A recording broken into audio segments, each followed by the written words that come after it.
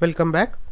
Now in the previous lecture we looked at dividends, which is a way for companies to share a portion of their profits with their shareholders.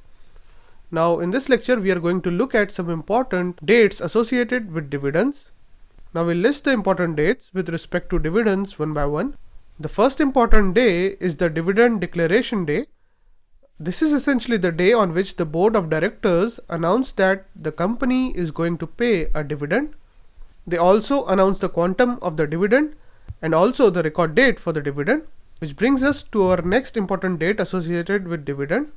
Now record date is the date on which the company looks at the shareholding records to determine the shareholder who will be receiving the dividend. The investor's name must be on the records on this date so that he can receive the dividend.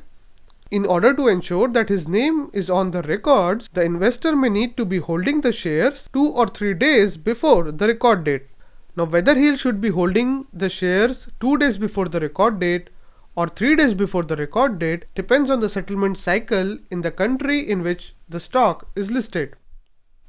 Also, we'd like to mention that while we have defined the record date with respect to the dividends, record dates are actually applicable to all corporate actions.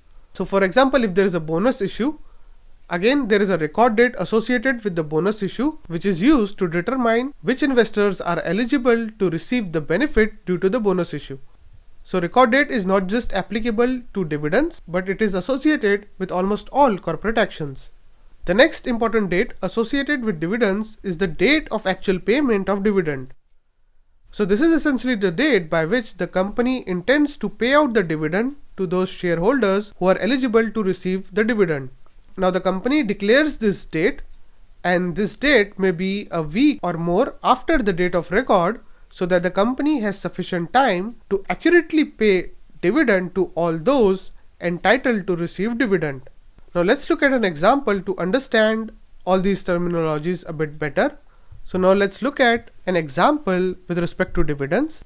Now in this table you see that the ex-dividend date is the 15th. So anyone buying the stock on 15th would actually not be eligible for receiving dividends. Hence, in order to receive the dividend, one needs to be the owner of the stock on 14th. So if the ex-dividend date is 15th and you happen to buy the stock on 15th, you won't be receiving the dividend, but instead the person who sold you the stock would be receiving the dividend. Now if the exchange follows a T+2 settlement, this would mean that the transaction would be settled in 2 days and the records will be updated in 2 days.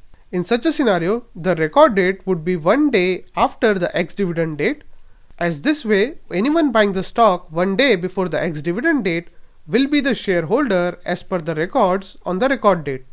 On the other hand, if the exchange follows a T+3 settlement cycle, then the record date would be on 17th, which would be the second day after the ex-dividend date.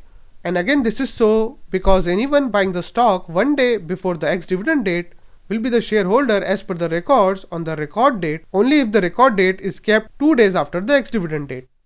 With this we have covered all the important dates associated with dividends.